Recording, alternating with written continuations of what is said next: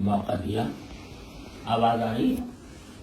جی ذرا سا اگر آپ آواز بلند کر سکیں یا مائک کے پاس آ جائیں. تو آ تو رہی ہے مگر تھوڑی سی اگر سب لوگوں کو سنائی نہیں دے گی شاید. جی میں دو باتوں کی معذرت چاہتا ہوں. ایک تو یہ کہ میں ملک سے باہر ہوں اور ایک بین الاقوامی میٹنگ ہے جس سے میں اٹھ کر آیا ہوں.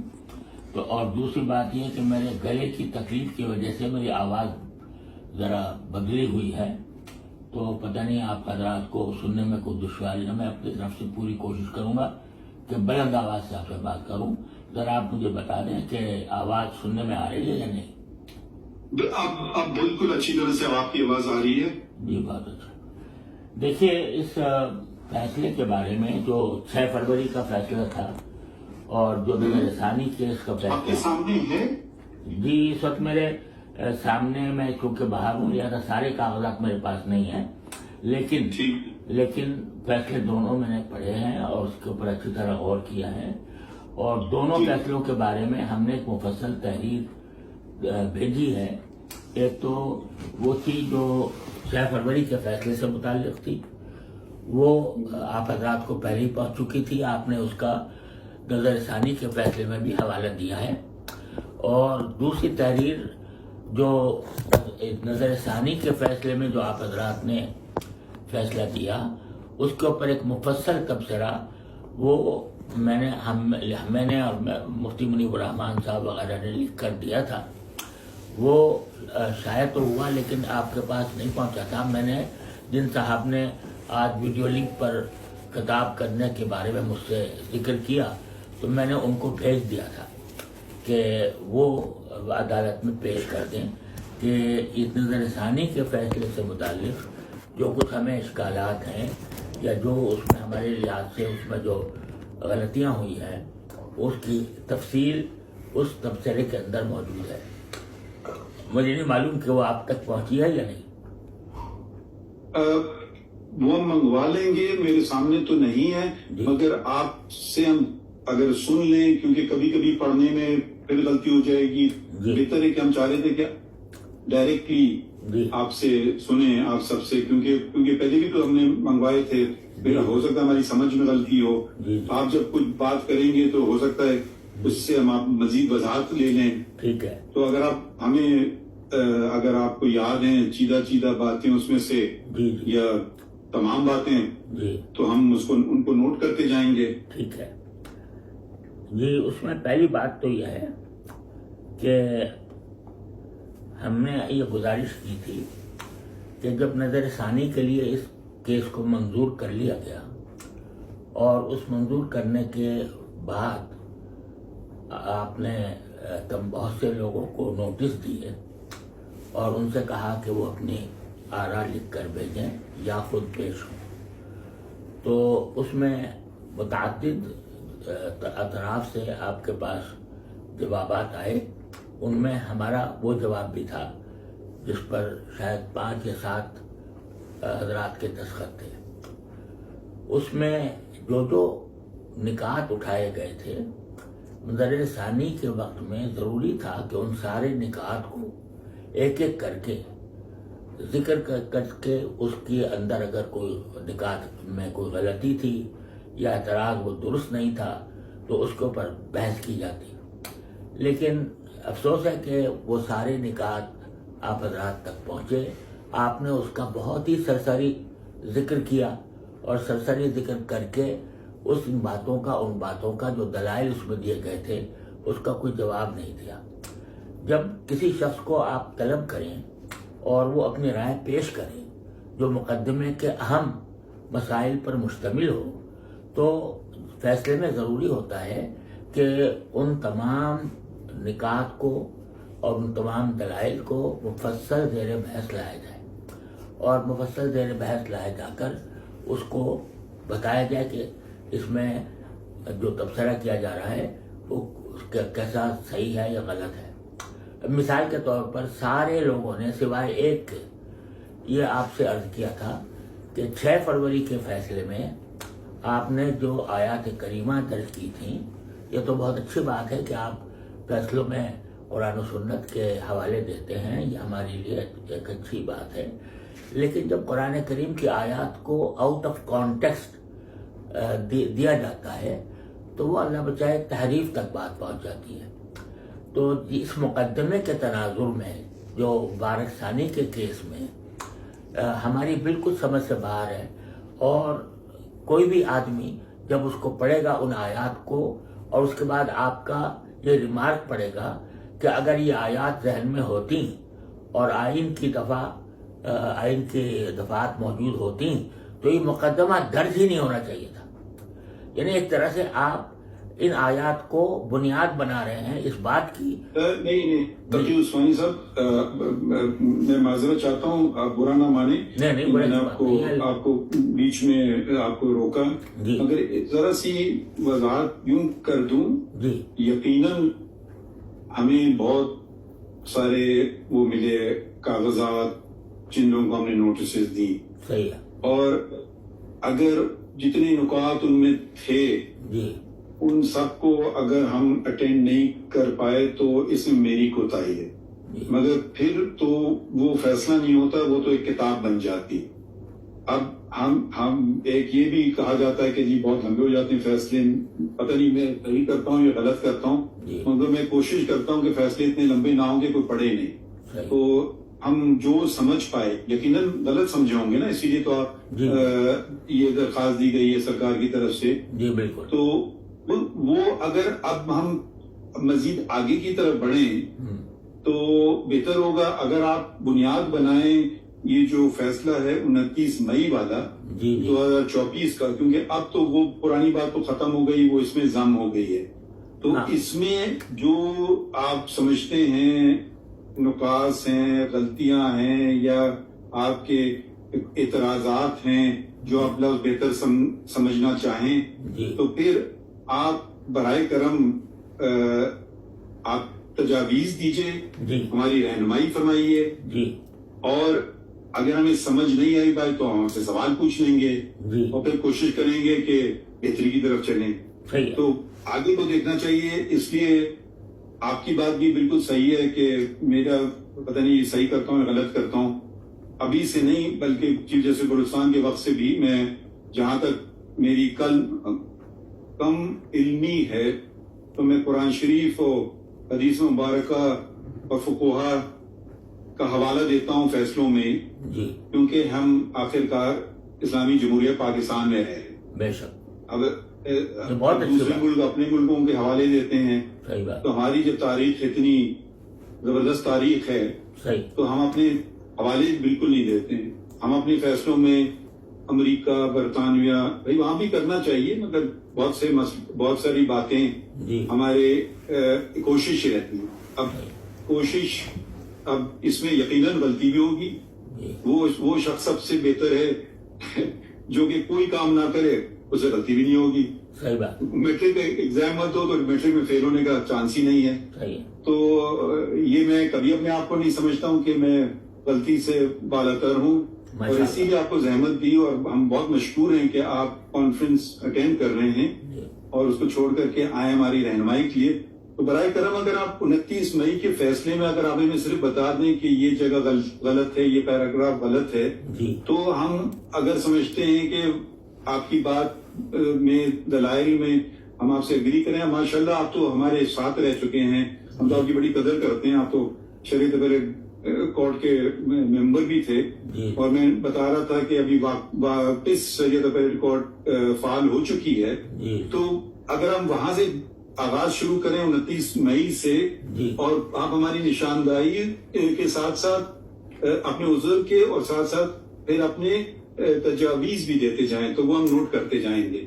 آپ برا نہ مانیں، مگر وہ میں معذرت چاہتا ہوں کہ اگر آپ کے سارے نکات جو پہلے کے تھے وہ ہم نے ضم نہیں کیے اپنے فیصلے میں، تو اس کا میں قصوروار ٹھہرا. مگر وہ جیسے میں نے بات کی وہ کتاب بن جاتی، کیونکہ نہ صرف آپ کے تھے مگر بہت سارے اور بھی تھے. نہیں، میں دیکھیے آپ کی مشکلات کو سمجھتا ہوں. میں خود جج رہا ہوں، اور جج کے اوپر کتنا بوجھ ہوتا ہے فیصلوں کے لکھنے کا یہ میں جانتا ہوں. اور اسی لیے خود میں بھی حتی الامکان کوشش یہ کرتا تھا کہ بہت زیادہ تفصیلی فیصلہ نہ ہو تاکہ لوگوں کی سمجھ میں آ سکے. لیکن بعض مسائل ایسے ہوتے ہیں جن میں بہت لمبے لمبے فیصلے بھی لکھنے پڑ جاتے ہیں. جب معاملہ کوئی بہت حساس نوعیت کا ہو تو اس کو بہت لمبے فیصلے بھی لکھنے پڑتے ہیں. اب آپ نے جو نظر ثانی کا فیصلہ لکھا، اس میں جو پہلا حصہ ہے نا، یہ تو بڑا قابل استقبال ہے کہ آپ نے ختم نبوت کے دلائل دیے، لیکن اس کی ضرورت نہیں تھی. یہ ضرورت اس لیے نہیں تھی کہ یہ معاملہ مسلمہ ہے تمام مسلمانوں کے درمیان، آئین کی روح سے بھی، قوانین کی روح سے بھی. اس کے اوپر مزید دلائل کی ضرورت نہیں تھی. جتنا وقت آپ نے اس پر لگایا، اگر آپ ان نکات پر لگاتے تو شاید یہ شکایت پیدا نہ ہوتی. لیکن بہرحال جو ہو گیا تو ہو گیا. لیکن جو اصل ہمارے لیے تشویش کی بات ہے، جس کی وجہ سے میں 6 فروری کے فیصلے کا بھی حوالہ دے رہا ہوں، اور یہ نہیں اس کو چھوڑ دیجیے، 29 مئی سے آغاز کیجیے نا، میں اب وہ ختم ہو گیا نا. نہیں وہ 6 فروری گیا، اب اس کا کوئی ریلیونس رہی نہیں. اب آپ کی اس میں درخواست آئی 29 مئی، وہ اس کی کوئی حیثیت نہیں ہے، قانونی حیثیت نہیں ہے. صحیح ہے. تو اب اگر اس کی کوئی قانونی حیثیت نہیں ہے تو اس طرف جانے کی ہمیں ضرورت بھی نہیں. بس مجھے اس کا خطرہ ہے کہ وہ اپنی جگہ انٹیکٹ رہے وہ فیصلہ. وہ میں واقعی وضاحت کر دوں، جب ریویو ہو جائے گا تو پھر وہ ختم ہو جاتا ہے فیصلہ. ٹھیک ہے. اب ہم اس کو بھول جاتے ہیں. ٹھیک ہے. یہی بات کہیں جی مفتی صاحب، جب 6 فروری کا فیصلے پہ نظر ثانی کا فیصلہ آ گیا 29 مئی کو، تو 6 فروری کے فیصلے کا وجود ختم ہو گیا اور ہم نے نگرانی کو تسلیم کر لیا اور 6 فروری کا فیصلہ ختم کر دیا. اب اس وقت جو فیلڈ میں ہیں آپ تو ماشاء اللہ جج بھائی اس بات کو سمجھیں گے. اب فیلڈ میں 29/5/2024 کا حکم ہے. اگر اس پہ کوئی ابہام پیدا ہو رہا ہے جس سے آپ سمجھتے ہیں، میں نے آپ کی ویڈیو دیکھی، آپ نے یوٹیوب پہ ایک ویڈیو بھی کی، پلیز. جی خیر دیکھیے، اب اسی پر ایسے نہیں ہوتا ہے مناسب، یہ اخلاق کی بات نہیں ہے. آپ تشریف رکھیے.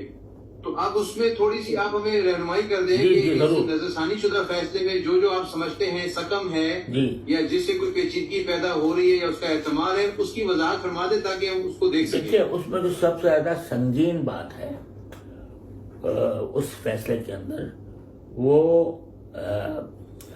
یہ بات ہے، صفحہ وہ پیراگراف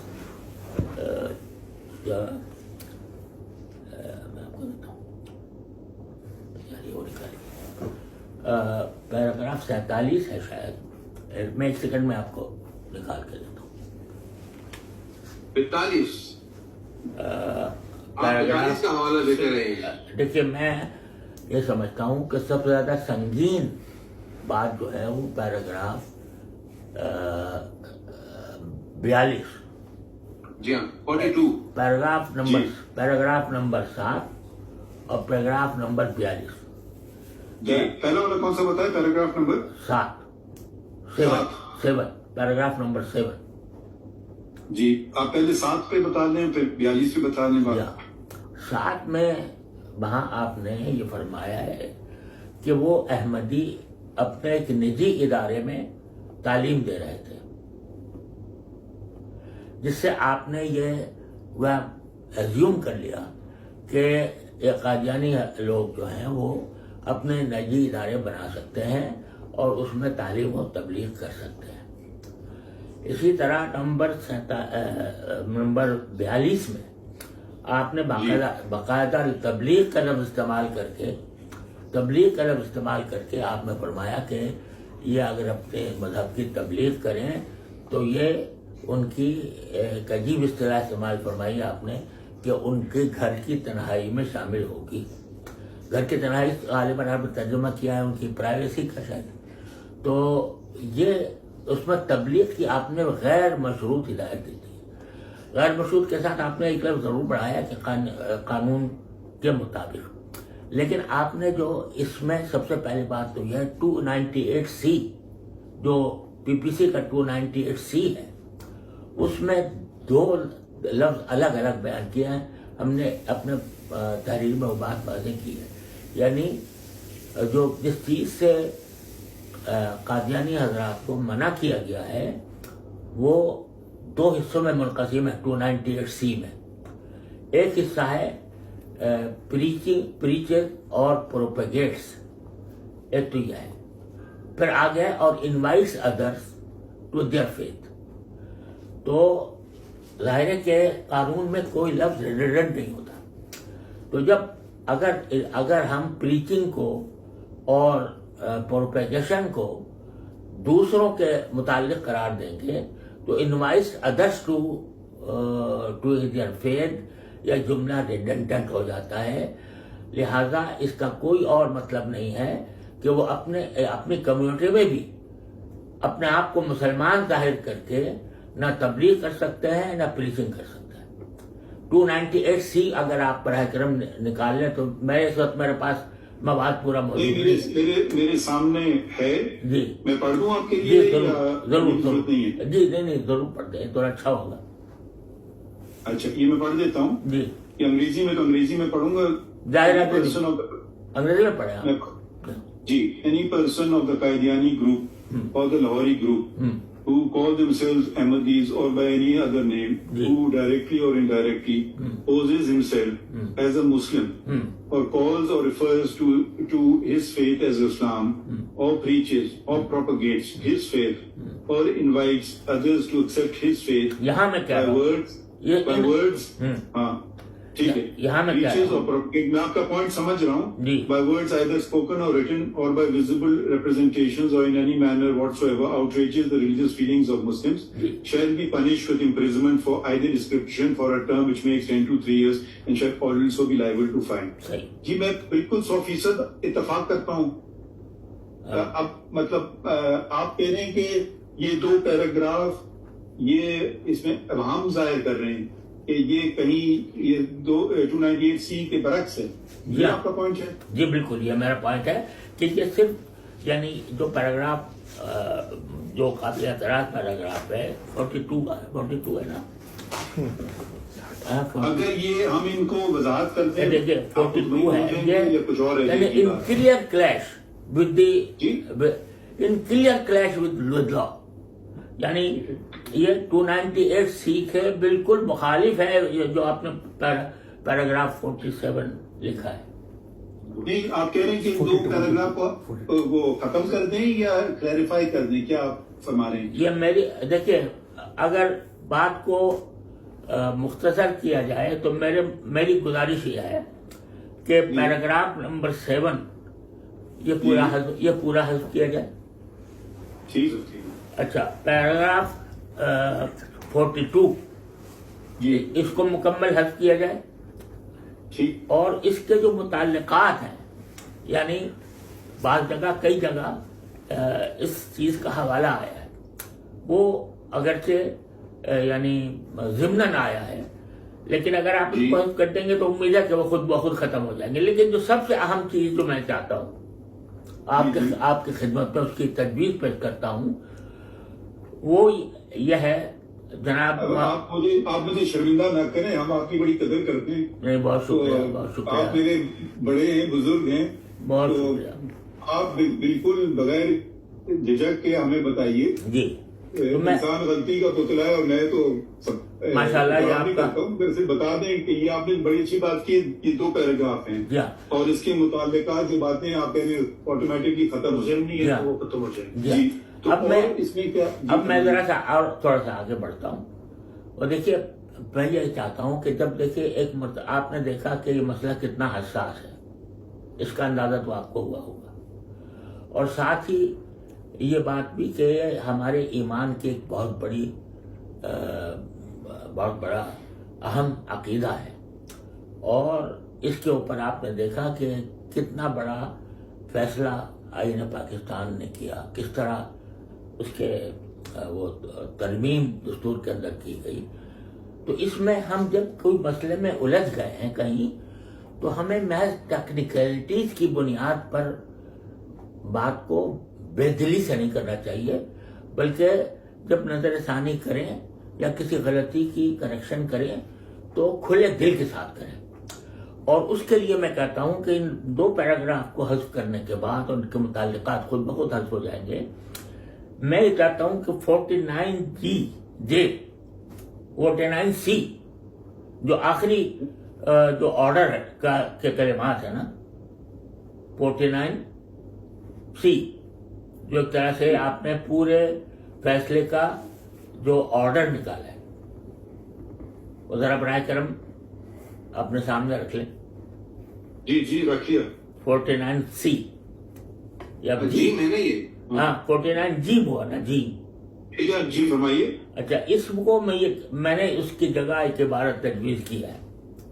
جی فرمائیے. وہ یہ کہ جہاں تک اس مسئلے کا تعلق ہے کہ پیش نظر مقدمے کے ملزم پر مجموعی تعزیرات پاکستان کی دفعہ 295B 295C 298B 298C کا اطلاق ہوتا ہے یا نہیں ضمانت کے اس مقدمے میں، جبکہ ملزم کا ٹرائل ابھی باقی ہے، ہم یہ مناسب نہیں سمجھتے کہ اس پر کوئی فیصلہ دیں، کیونکہ ٹرائل کورٹ میں ابھی مقدمہ چل رہا ہے.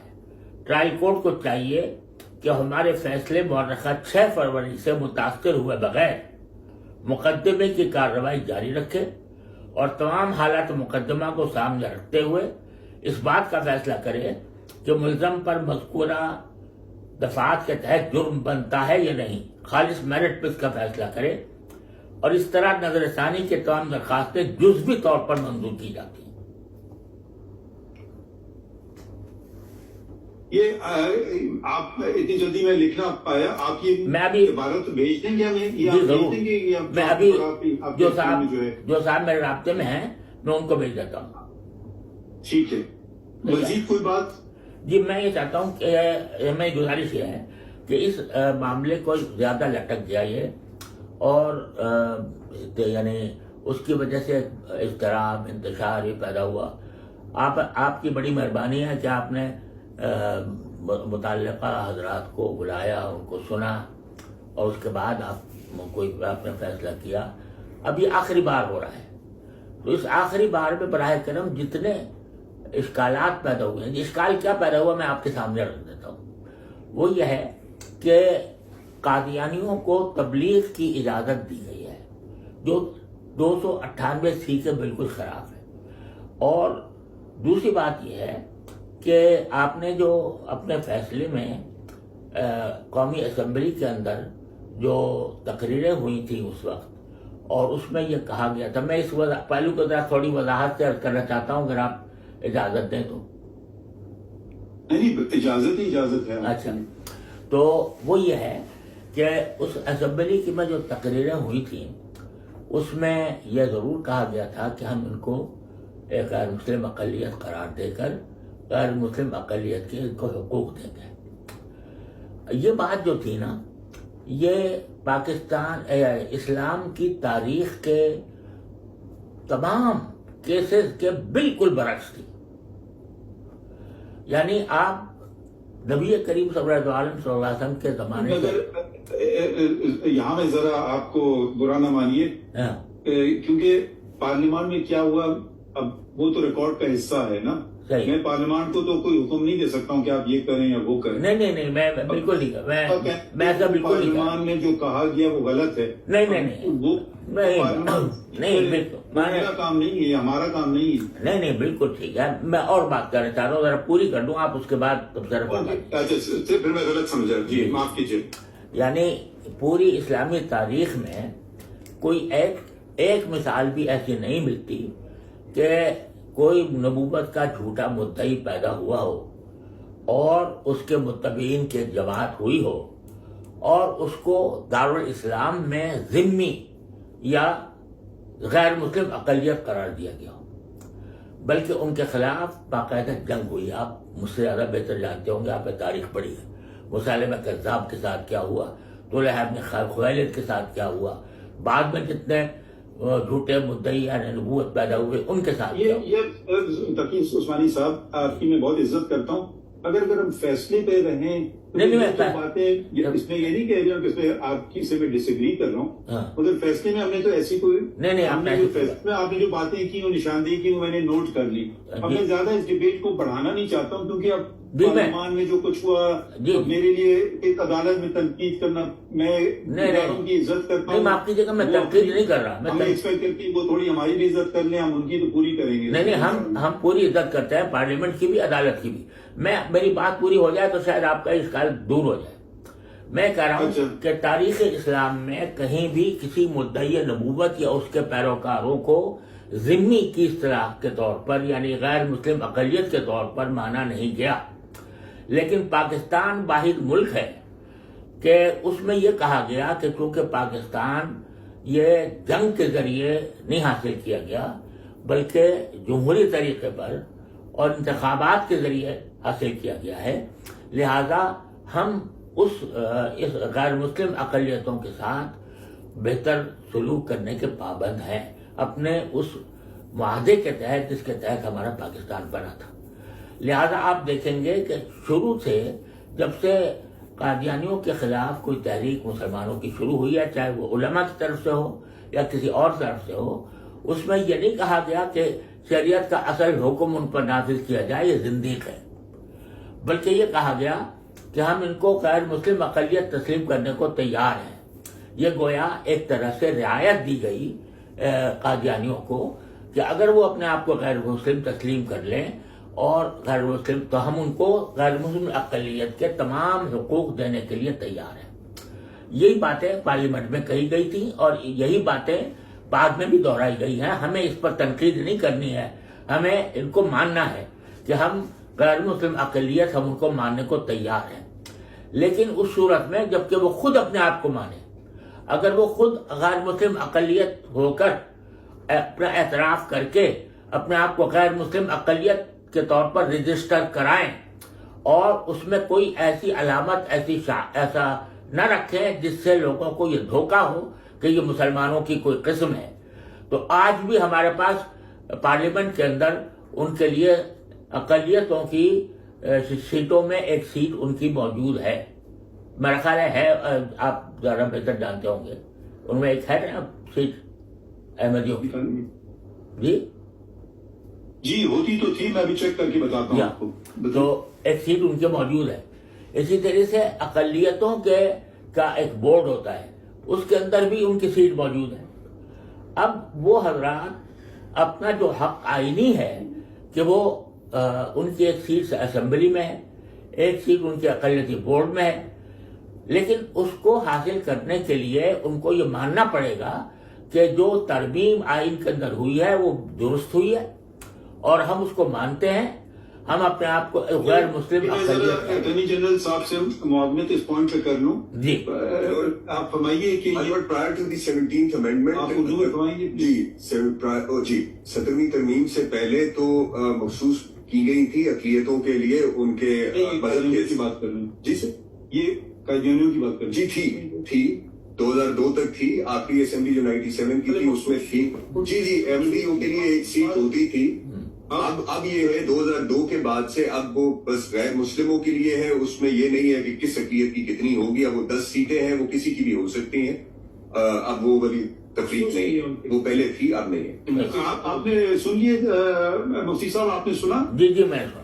لیکن رہی ہے وہ ابھی انہوں نے کہا وہ پہلے اسپیسیفکلی تھی مگر 2002 کے بعد اسپیسیفکلی ختم ہو گئی ہے، اب وہ جیسے باقی غیر مسلموں میں وہ ضم ہو گئے۔ ٹھیک ہے، یہ ہے مگر بہرحال اگر وہ غیر مسلم نہیں بنائے پارلیمان، ٹھیک ہے، بالکل ٹھیک ہے، لیکن اگر وہ اپنے آپ کو غیر مسلم کے طور پر رجسٹر کرا لیں اب بھی، ٹھیک ہے، تو جو سیٹیں مخصوص کی گئی ہیں غیر مسلم اقلیتوں کے لیے، اگر وہ غیر مسلم اقلیت ہونا تسلیم کر دیتے ہیں، اپنے آپ کو رجسٹر کرا دیتے ہیں، تو پھر ان کی سیٹ ہو سکتی ہے وہاں پر، اب بھی ہو سکتی ہے، کیونکہ اس میں کسی کی تخصیص نہیں کی گئی، اس پہ تو کوئی دو رائے نہیں ہو سکتی۔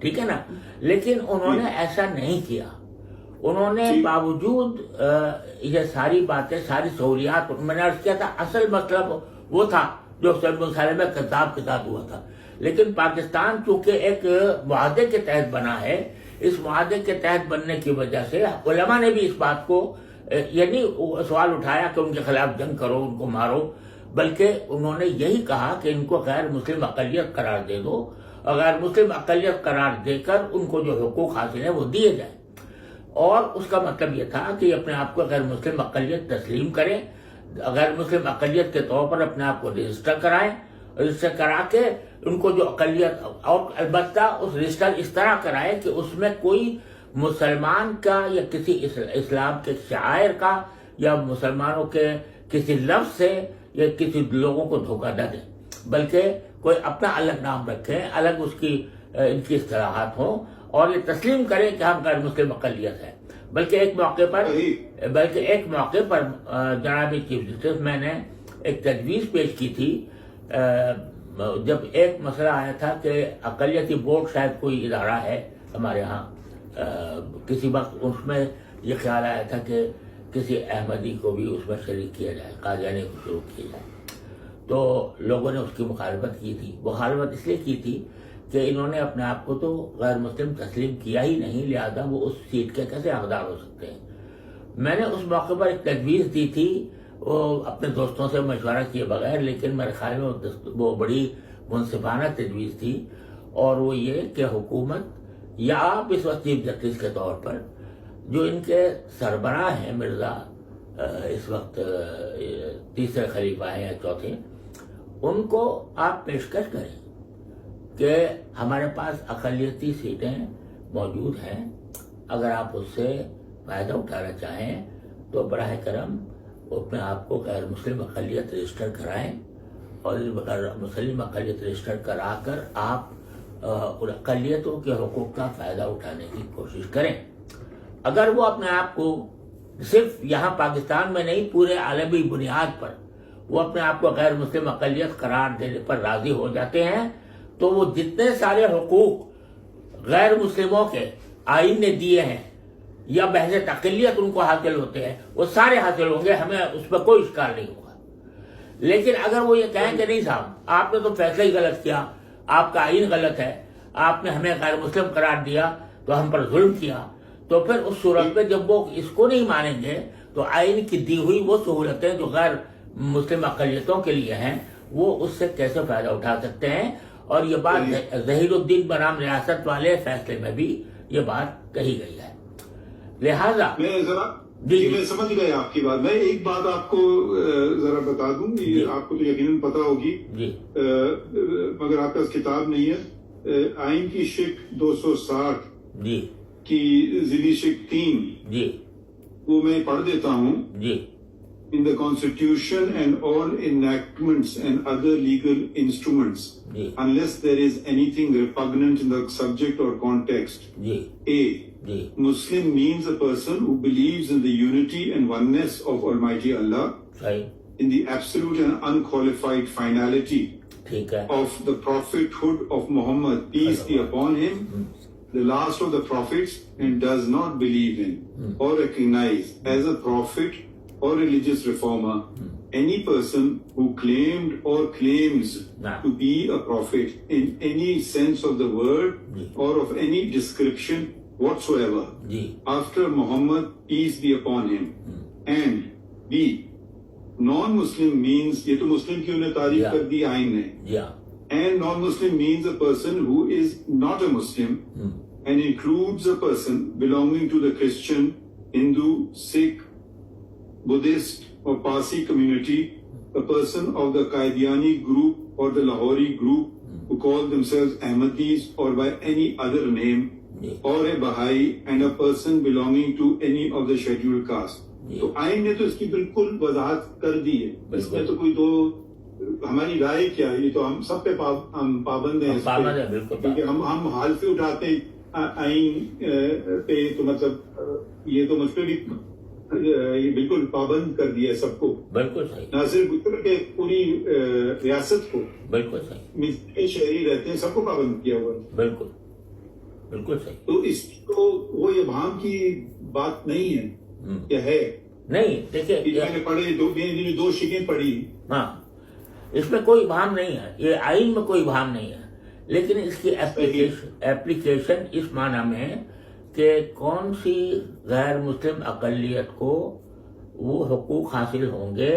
میں سمجھ گیا آپ کی بات، جی یہ بات سمجھ گیا۔ مزید کوئی بات ہے تقی صاحب، کیونکہ آپ کو مجھے پتا ہے آپ کو سیمینار اٹینڈ کرنا ہے اور ہماری رہنمائی کی، تو بتائیں، آپ نے بہت بہت شکریہ جی۔ اور کوئی بات ہے؟ بس میں یہ جو آخری بات میں نے آپ سے کہی تھی، آپ نے کہا تھا میں لکھ کر بھیج دوں، کہ یعنی ایک تو میں 42 کو حذف کرنا چاہتا ہوں، اور ایک پیراگراف 17 کو اور ساتھ آپ نے ذکر کیا ساتھ ہاں پروگرام 7 وہ پروگرام 7 ذرا معافی وہ آپ نے کچھ اور پڑھا وہ آپ ہمیں ٹیکسٹ بتائیں گے. میری گنتی بہت ذرا کمزور ہے معاف کیجیے گا.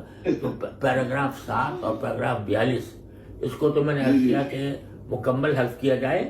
اور ماشاءاللہ آپ کی ماشاءاللہ پوچھ سکتا ہوں کہ عمر کیا ہے یا نہیں پوچھ سکتا ہوں؟ نہیں ضرور پوچھیں. اجازت ہے؟ یہ اکتوبر آنے والا ہے, اس میں میری میلادی یعنی شمسی حساب سے میں 82 سال کا ہو جاؤں گا. چلے میری بھی سالگرہ اکتوبر میں ہوتی ہے.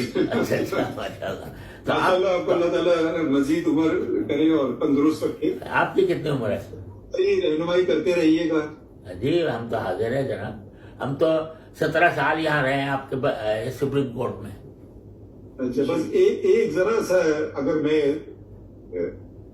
یہ عدالت کے دروازے میں تو شک کھلا رہتے ہیں, کسی کو کوئی بھی بات ہے اب دیکھیں درخواست دی ہم نے فوراً لگا دی, کوئی چھپائی نہیں کوئی دبائی نہیں, فوراً لگا دی. بہت اچھا. پہلے بھی آئی تھی درخواست. اب یہ ضرور آپ کہہ سکتے ہیں کہ فیصلے کا تنقید آپ کا حق ہے, نہ صرف حق ہے بلکہ میرے خیال میں تو آپ رہنمائی کرتے ہیں. مگر اگر عدالت میں آئیں گے یہ غلط ہو گیا اب دیکھ لیں گے اس میں غلطی ہے نہیں ہے, تو بہت بہت آپ کا شکریہ کہ آپ نے ہماری رہنمائی فرمائی. اگر کوئی اور بات نہیں ہے تو پھر میں دوسرے نہیں, بات کوئی اور نہیں ہے, بات کو اور نہیں ہے. جس صرف جو ہے میری اس وقت کی گزارش کا وہ پیراگراف 7 پروگرام 42 اور آخری 49 جی. ٹھیک ہے, وہ مجھے ٹیکس آپ بھیجیے گا, میں آپ کو بھیجتا ہوں. میں یعنی دیکھیے میں صرف یہ گزارش کرنا چاہتا ہوں کہ اب اگر آپ کوئی فیصلہ دیں نا تو وہ فیصلہ براہ کرم پورے دل سے دیجیے, اور اس میں کوئی ایسی چیز نہ رہنے دیجیے کہ جس کی وجہ سے یہ سمجھا جائے کہ یہ بے دلی سے بات کی گئی ہے. تو یہ کیا کی گئی؟ بے دلی سے بات کی گئی. آپ کھل کر دیں. اگر فرض کرو آپ جیسے نہیں آپ ماشاء اللہ نہیں, میرا مطلب یہ ہے کہ آپ ماشاء اللہ آپ نے خود ظاہر کیا کہ آپ کو اپنی کسی غلطی سے اعتراف کرنے میں کوئی تعامل نہیں ہوتا.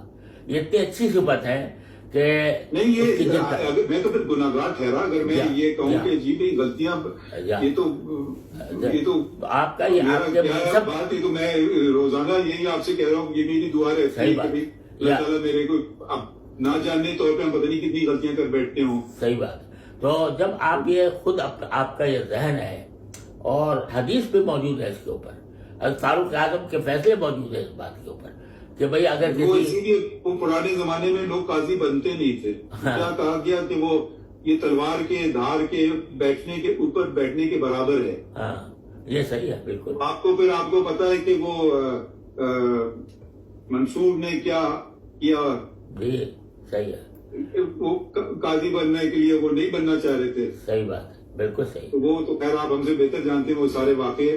جی تو مجھے کوئی شوق ایسا نہیں. جناب فاضل چیف جسٹس صاحب آپ سینئر ہیں, میں تو بہت جونیئر آپ سے لحاظ سے جونیئر. آپ ہمارے بزرگ ہیں, میں آپ سے بہت کم عمر ہوں. اچھا میں بھی اور عمر میں بھی. تو میں یہ صرف گزارش کر رہا ہوں کہ جب آپ ماشاءاللہ اتنے کھلے دل کے آدمی ہیں کہ ہر غلطی تسلیم کرنے کو تیار ہے, اور یہی بڑے آدمی کی علامت ہوتی ہے کہ بڑی سے بڑی غلطی کو وہ نہیں ہوں مگر میں غلطی کا پتلا ہوں, اعتراف کرنے میں کوئی.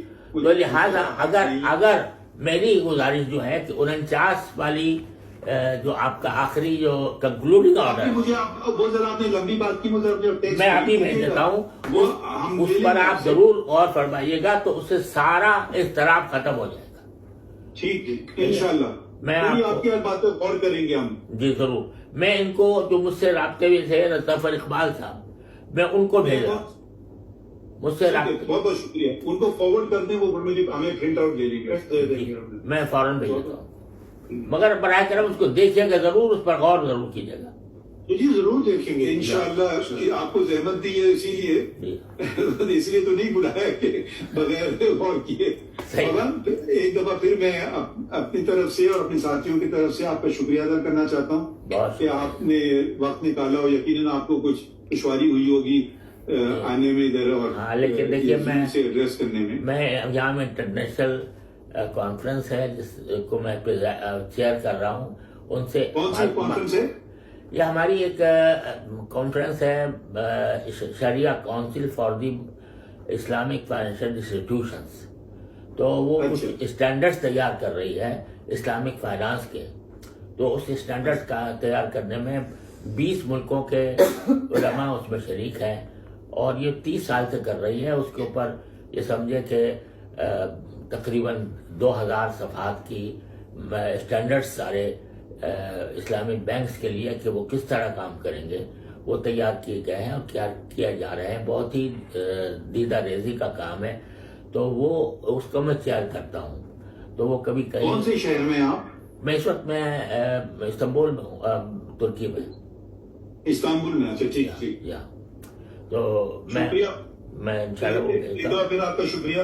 نہیں جناب، شکریہ آپ کا کہ آپ نے اس قابل سمجھا کہ اس موضوع کے اوپر آپ کے اور شرمندہ مت کریں ہمیں۔ انتظار کرنا، بہت بہت شکریہ۔ چلیے، بہت بہت شکریہ، تھینک یو۔